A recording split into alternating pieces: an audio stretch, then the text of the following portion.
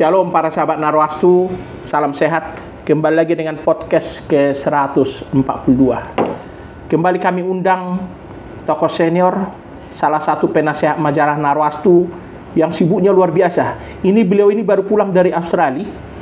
Ya, beliau juga baru merayakan ulang tahun pernikahan ke-46. Beliau banyak aktif di berbagai perusahaan sebagai komisaris. Beliau juga termasuk dalam tokoh senior di Gospel Businessman Fellowship International. Juga beliau sering diundang sebagai pembicara di dalam dan luar negeri, baik masalah manajemen dan sumber daya manusia, termasuk memberikan renungan atau khotbah. Jadi kemana-mana beliau ini sering dianggap juga sebagai Pak Pendeta, walaupun beliau tidak mau dipanggil Pak Pendeta. Beliau adalah Bapak Dennis Firmansyah, Magister Manajemen, seorang pakar manajemen, seorang profesional, seorang yang Pancasilais, yang sangat mencintai bangsa ini. Kita akan menggali pemikirannya, kita akan mengangkat topik kali ini tentang refleksi beliau dalam menjaga rumah tangga dan merawat rumah tangga dengan cinta kasih 46 tahun. Shalom Pak Dennis. Shalom Bang, apa kabar Bang? Sehat selalu? Sehat. Ya, terima kasih Pak ya. Bapak di tengah kesibukan luar biasa, Bapak masih menyempatkan diri mampir ke kantor kita ini. Para sahabat Narwastu, nanti akan kita gali juga pengalaman hidup atau testimoni beliau tentang kehidupan di dalam keluarga. Ya, beliau seorang yang cukup berhasil dalam kehidupan, masih membagikan waktu untuk memberikan edukasi baik tentang manajemen, sumber daya manusia, juga tentang spiritualitas. Pak Dennis, Bapak sudah 46 tahun berumah tangga, tapi Bapak masih menjaga kebersamaan dengan Ibu. Kalau Bapak ke luar negeri, Bapak jalan-jalan ke Bali atau ke negara-negara di Eropa atau Amerika, Bapak masih sering bersama Ibu. 46 tahun perjalanan kan tidak singkat ini Pak. Ini sebuah perjalanan panjang. Apa yang Bapak refleksikan dari perjalanan panjang itu? Silakan Pak. Baik, terima kasih Bang. Ini pertanyaannya sebenarnya tidak mudah dijawab ya. Tapi saya berusaha. Perjalanan pernikahan atau mungkin perjalanan rumah tangga ya, itu adalah sesuatu yang tidak semudah dipikirkan. Kenapa? Karena tentunya satu dan lain hal, jatuh bangun, misalkan selama pernikahan berlangsung, kehilangan pekerjaan, kalau yang punya bisnis barangkali bisnisnya terganggu, lalu juga godaan-godaan lain yang sangat bisa membuat hubungan suami istri itu menjadi bahkan retak dan gagal. Ya, kita semua tentunya paham bahwa semua yang tidak baik pun harus kita lewati bersama ya. Memang saya dan istri selalu pergi bersama-sama, kecuali satu dan lain hal, istri saya tidak bisa pergi karena ada juga kegiatan lain. Dan memang itu dari dulu saya selalu lakukan. Ya tentunya kalau di pekerjaan yang saya masih menjabat waktu itu tidak bisa ikut ya, karena memang itu pekerjaan ya. Nah, kuncinya nggak mudah sih sebenarnya, karena menjaga, melestarikan suatu pernikahan itu bukan sesimpel itu. Tidak ada jaminan dengan adanya pemberkatan di gereja ya, bahwa ada jaminan itu akan mulus-mulus aja. Ya tentunya kita berharap semuanya akan mulus, karena kalau waktu diberkati kan Pak Pendeta juga pasti menginginkan pernikahan kita berjalan dengan baik. Dan itu saya rasa hal yang umum dan yang wajar. Tapi kenyataannya memang tidak semudah itu.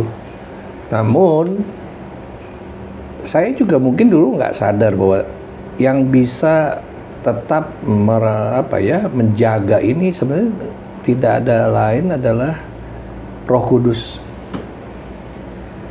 Dulu-dulu mungkin waktu menikah nggak terlalu mengerti ya, apa sih peranan Roh Kudus itu seperti apa, nggak mengerti. Semua berdasarkan kepintaran sendiri, kemampuan sendiri, nggak memberikan kesempatan kepada Roh Kudus untuk ambil bagian. Nah, jadi kepada siapapun yang mendengar ini, pasangan-pasangan yang baru, ayo dari sejak awal libatkan peranan Roh Kudus di dalam kehidupan kita sekalian. Karena tanpa itu setiap hari godaan itu silih berganti, tidak pernah berhenti. Ya, jadi mungkin itu aja resep sederhana yang bisa disampaikan kepada siapapun yang merasa ingin melestarikan pernikahannya sampai nanti ajal mencabut kita semuanya masing-masing, misalkan saya dan istri saya. Itu kira-kira iya. Pak. Bapak menikah dan diberkati di gereja pada Juli 1978. Iya. Bapak tentu ingat apa yang disampaikan oleh hamba Tuhan atau pendeta. Ya. Kalau kita kaitkan dengan sekarang, 46 tahun perjalanan pernikahan, bagaimana Bapak supaya terus mengingat apa yang dipesankan oleh Pak Pendeta itu? Iya, baik, ini bagus sekali Bang. Yang saya ingat satu yang tidak bisa saya lupakan, bahwa pada saat penemberkatan itu Pak Pendeta yang memberkati saya menyebutkan bahwa sekarang Anda bukan dua lagi, melainkan satu. Saya rasa ada ayatnya di Alkitab, dan mungkin saat itu saya masih menganggap itu ritual aja. Sang pendeta harus menyebutkan itu, ya, tidak mengerti sesungguhnya. Dan juga diberikan Alkitab kan sebagai sebagai pegangan. Tapi ya, seingat saya, atau mudah-mudahan saya salah, nggak ditegaskan bahwa ini perlu dibaca Alkitab. Jadi sampai di rumah ya ditaruh aja di lemari, nggak pernah dibaca. Kalaupun dibaca mungkin sesekali saja. Nah, saya sarankan kepada para pendeta yang juga memberkati pasangan-pasangan baru, jangan lupa memberitahukan. Awas ya, jangan lupa dibaca ya. Si Pak Pendeta menyebutkan itu pun belum tentu dibaca. Nggak ada jaminan, kan nggak ada yang tahu. Emang Pak Pendeta punya waktu untuk cek tiap hari. Apakah Anda sudah baca? Mungkin kalau sekarang lebih gampang ya, bisa dia kirim pakai teknologi, pakai WA ke masing-masing pasangan yang pernah diberkati. Apakah pagi ini sudah membaca Alkitab? Misalkan. Nah, rasa-rasanya kok belum saya temui ada kegiatan seperti itu. Mungkin bagus juga gereja-gereja untuk melakukan ini ya, supaya saya belajar satu hal, bahwa saya pribadi juga bertumbuh itu karena saya membaca dan mendengar Alkitab dengan konsisten bahasa saya. Jadi Alkitab itu sangat membantu Bapak untuk memelihara keluarga dan pernikahan. Yes, karena banyak sekali di situ contoh-contohnya yang kita harus terus bisa saling mengisi, saling memaafkan, saling membangun, pokoknya banyak lah hal-hal yang positif. Yang itu tentunya saya nggak sadari karena saya juga dulu tidak melakukannya. Ya, tapi sekarang mungkin apakah dibilang terlambat? Ya, mungkin terlambat, tapi oleh karenanya kepada pasangan-pasangan baru, ayo mulai. Dan saya percaya satu hari Anda sekalian bisa menyaksikan ini kepada pasangan-pasangan yang lain. Karena semua ayat-ayat Alkitab itu punya arti dan semuanya adalah baik. Oleh karena itu, izinkan Anda apa ya? Saya nggak suka bilang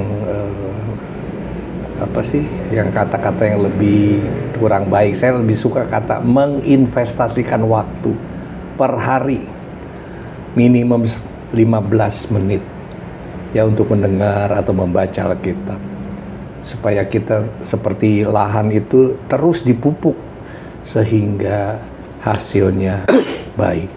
Saya mohon maaf mengatakan apa adanya. Kalau kira-kira sehari 10 menit, 15 menit nggak mau dengar kabar baik, terus minta masuk surga, kira-kira adil nggak ya? Kurang lebih begitu, Bang. Iya. Apa melalui Alkitab ini juga Bapak merasakan kehadiran Roh Kudus? Yes, pasti. Ya, karena apalagi kalau di Perjanjian Baru, di mana empat Injil itu, Matius, Markus, Lukas, Yohanes, itu kan banyak Yesus yang berbicara. Seperti langsung berhadapan, langsung kita ngobrol istilahnya. Langsung kita ditegur. Ya, banyak sekali ayat-ayat yang kadang-kadang juga serem ya. Salah satunya tuh di yang apa, aku tidak mengenal engkau, enyahlah dari hadapanku. Oh, kan kadang-kadang ada orang suka ini juga bilang, kok sadis juga ya katanya Tuhan Yesus gitu. Bukannya sadis, itu memang apa adanya karena kita nggak memenuhi. Dan saya pikir, saya terutama nggak mau dong sampai saya menghadap nanti ada kata-kata itu. Begitu. Nah, sehingga apa? Saya pasang cermin setiap hari. Apakah saya lebih baik hari ini dari kemarin? Itu aja. Saya nggak sempurna, saya juga banyak kesalahan, saya banyak dosa, saya banyak macam-macam yang nggak berkenan. Tapi saya berusaha terus. Kira-kira gitu, Pak. Ya. Pak Denis, tadi Bapak menyinggung tentang godaan dalam keluarga. Bapak seorang yang mapan, sukses dalam karir, tapi Bapak juga masih sering diminta sebagai pembawa renungan di berbagai kegiatan ibadah, persekutuan doa. Tentu Bapak juga dalam perjalanan hidup ini, apalagi Bapak keluar negeri, keluar kota, tentu banyak hal yang dilihat dalam kehidupan perjalanan. Seperti yang Bapak alami seperti ini. Bapak bagaimana mencegah atau menghadapi godaan? Katakanlah untuk keluarga misalnya. Bapak bisa berbagi kepada para sahabat Narwatu, silakan. Ya, terima kasih Bang. Ini pertanyaan yang sangat penting ya, dan memang kita semua, saya jarang sekali mendengar pasangan hidup yang tidak pernah ada masalah. Ya, jadi godaan-godaan itu tergantung jenis godaannya tentunya, tapi begitu kita sadar bahwa ini adalah bagian dari godaan yang bisa merepotkan pernikahan kita, ya segera harus kita selesaikan dan kita putuskan ya. Tentu saya nggak bisa memberikan contoh-contohnya terlalu banyak ya, dan itu kan belum tentu juga berlaku untuk semua orang ya, tapi intinya begitu kita sadar. Nah, sadarnya ini sebenarnya sederhana. Kalau misalkan seseorang, saya pernah misalkan tergoda waktu itu mungkin saya bisa simpulkan bahwa kenapa? Karena saya tidak pernah membaca atau mendengarkan Alkitab. Kalau saya dari saat itu sudah lakukan itu, saya yakin saya sudah bisa terhindar dari masalah itu. Dan namun sesuatu yang sudah terjadi, yang penting kita sadar dan kita tidak ulangi lagi. Ya, dan tidak mudah untuk melakukan menghindar dari godaan-godaan.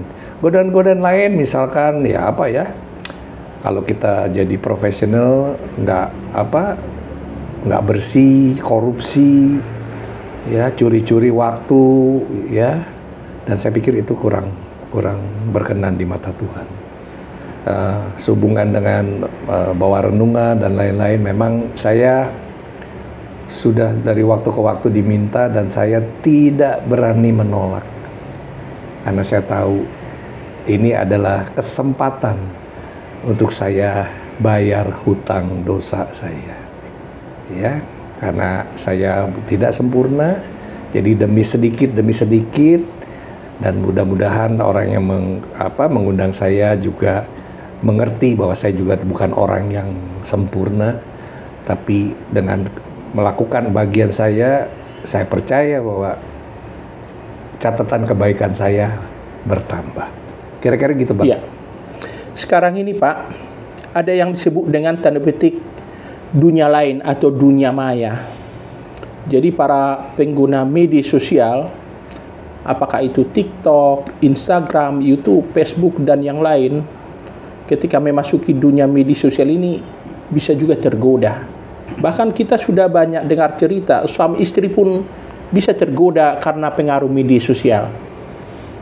Bapak sebagai seorang tokoh senior, sebagai seorang yang sudah pengalaman dan menghadapi berbagai macam godaan, apa yang Bapak mau sampaikan tentang itu?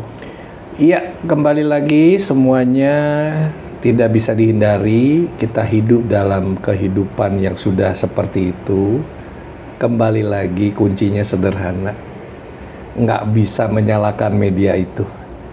Kita lihat diri kita sendiri. Saya juga bukannya bilang aja tidak terlepas kan dari yang hal, tapi untuk hal-hal yang kira-kira bakal merepotkan saya tidak mau ikut-ikutan. Saya mau cuman media, saya perlu berita, terutama mengenai ekonomi dan politik. Di luar itu, apalagi yang maaf ya, yang nggak terlalu bermanfaat buat saya tidak mau. Saya nggak bilang bahwa kalau saya nggak ikut salah, tapi itu keputusan yang saya sudah lakukan. Di sisa umur saya ini, saya mau melakukan yang maksimal. Maksimalnya makanya apa itu misalkan? Bagaimana saya membahagiakan hati Tuhan? Bagaimana saya menjadi hidup dengan lebih baik lagi setiap hari? Dan itu saya tahu sesuatu yang tidak semudah ngomongnya. Ngomong sih semua enak aja, ini gampang aja ya. Tapi melaksanakan dengan benar itu tidak sesimpel itu. Kira-kira itu, Bang. Begitu, Pak ya. Pak Denis, Bapak sebagai tokoh senior, barangkali perlu juga memberikan pencerahan kepada kaum muda tentang makna atau esensi dari kehidupan berkeluarga atau pernikahan. Bukan rahasia umum lagi, saat ini ada fenomena yang terjadi di kalangan anak-anak muda. Katakan, mereka mengikuti ibadah pernikahan, pemberkatan, kemudian acaranya begitu heboh, mega, di gedung, di hotel, diberkati pendeta, banyak keluarga yang datang, orang-orang penting, tapi 2 bulan, 3 bulan kemudian kita dengar mereka sudah bercerai. Memprihatinkan, dan ini bukan cerita yang asing lagi bagi kita kalau kita simak media sosial atau media massa. Apa yang Bapak mau komentari soal itu? Baik, Bang, ini terima kasih ya. Ini memang satu fenomena yang nyata ya. Dan saya pribadi juga merasa sedih sebenarnya. Apalagi sudah pesta sedemikian mewah, sedemikian marak, sedemikian berhasil, dihadiri oleh tokoh-tokoh yang luar biasa. Nah, terus pertanyaan berikutnya, hal-hal seperti itu untuk apa? Kalau pernikahannya tersebut tidak bisa dijaga, atau mau menikah lagi, bercerai lagi, nanti nikah lagi, ya nggak apa-apa juga, namanya juga fashion. Menikah itu fashion. Ya udah bosen beli yang baru, ya kayak begitu-gitu. Tapi kan dalam kita kekristenan kan tidak seperti itu. Ya hanya boleh menikah lagi kalau salah satunya meninggal. Itu kan ada ayatnya. Ya, nah kalau belum meninggal terus bercerai, terus nikah lagi, dan katanya mengaku orang Kristen, minta maaf mengatakan ini, kira-kira nanti saat pengadilan di atas sana siap nggak menghadapi pengadilan itu? Simple aja, kan catatannya ada di sana. Ini dulu menikah kan ya, cuma 2 bulan, kenapa bercerai? Terus kenapa setelah 2 bulan menikah lagi? Alasannya apa? Ini ayatnya, tidak boleh. Nah ini, maaf, mungkin kita udah ikut dunia internasional, di mana kawin cerai nikah cerai itu udah hal yang biasa. Dan makanya di negara-negara yang katanya maju, mereka tidak perlu pernikahan. Ya, cukup samen leven, hidup bersama tanpa ikatan. Ya terserah, itu pilihan aja. Ya, tapi kembali lagi, kalau kita mengasihi Kristus yang sudah mati di kayu salib, jangan lakukan itu. Saya tahu ini nggak mudah, ngomongnya kembali lagi mudah. Tapi ayo kita bersama-sama, jangan melukakan hati Bapa kita di surga. Kira-kira gitu, Bang? Iya. Kalau gitu apa yang Bapak mau sampaikan kepada orang-orang muda yang katakanlah untuk ke depan dia ada rencana untuk menikah, termasuk kepada orang tua, juga kepada para hamba Tuhan atau pendeta yang akan menikahkan. Kalau ada fenomena seperti itu. Baik, saya rasa kembali lagi mungkin tadi saya sudah katakan berulang kali bahwa mulai dipikirkan, dan bukan hanya dipikirkan, dilakukan. Ya, jauh sebelum pernikahan, misalkan saat berpacaran sudah kenal, yang pastinya seiman barangkali ya, dan harusnya sudah mulai bersama-sama. Apalagi sekarang kan kita mendengar Alkitab di mana aja bisa. Jadi kalau ada alasan seseorang bilang, aduh saya nggak punya waktu, itu menurut saya, dulu juga mungkin saya begitu ya, tapi menurut saya, mumpung saya masih bisa memberikan hal yang lebih baik daripada saya udah melakukan yang tidak baik waktu itu, tidak ada alasan lagi. Kenapa? Sekarang gadget-gadget kita bisa pasang pakai earphone, nggak ada orang yang denger. 10-15 menit, apalagi kalau di mobil ada sopir atau nyetir sendiri, kita tinggal taruh itu alatnya di sebelah kita. Kalau pakai Grab takut mengganggu si pengemudi, kita pakai earphone. Jadi kalau satu hari, kembali lagi saya bilang, calon pasangan dan sebagainya ini yang yang tidak mau mendengarkan Alkitab, mendengarkan membaca, saya nggak ngerti harus bilang apa lagi. Investasi ini sangat berharga. Dan kepada hamba Tuhan yang melakukan pentabisan atau pemberkatan, jangan lupa bapak-bapak pendeta yang saya sangat muliakan dan hormati, jangan lupa katakan, jangan lupa ya ini Alkitabnya dibaca. Karena walaupun Bapak ngomong begitu, belum tentu dibaca.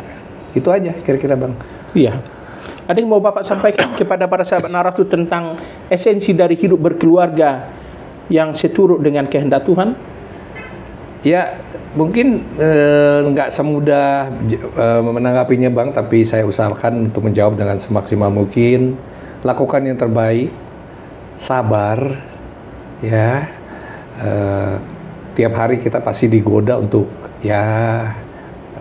bahasanya bertengkar lah ini karena hal-hal sepele kadang-kadang. Ayo, mari kita hindari itu semaksimal mungkin. Saya tahu tidak mungkin dihindari 100%, tapi mari kita, kalaupun itu terjadi, langsung kita ingat, oh iya, ayat Alkitab ini mengatakan kita tidak boleh seperti itu. Nah, jadi rasa-rasanya nggak ada resep yang lebih keren lagi dari selain membaca atau mendengar Alkitab. Kira-kira gitu, Bang, sarannya. Mungkin kalau yang terlalu sulit nanti malah bingung orang.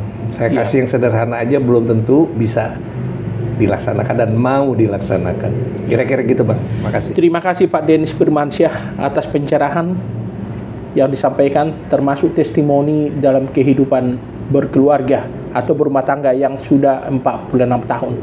Kiranya Bapak selalu sehat, bahagia bersama keluarga, Pak, di usia 46 tahun pernikahan. Para sahabat Narasi, itulah perbincangan yang cukup menarik dengan seorang tokoh senior tentang kehidupan berkeluarga, juga pernikahan. Kiranya bermanfaat apa yang kita perbincangkan ini. Akhirnya kami undur diri. Shalom, salam sehat, salam kasih Narwasu, dan Tuhan memberkati Indonesia.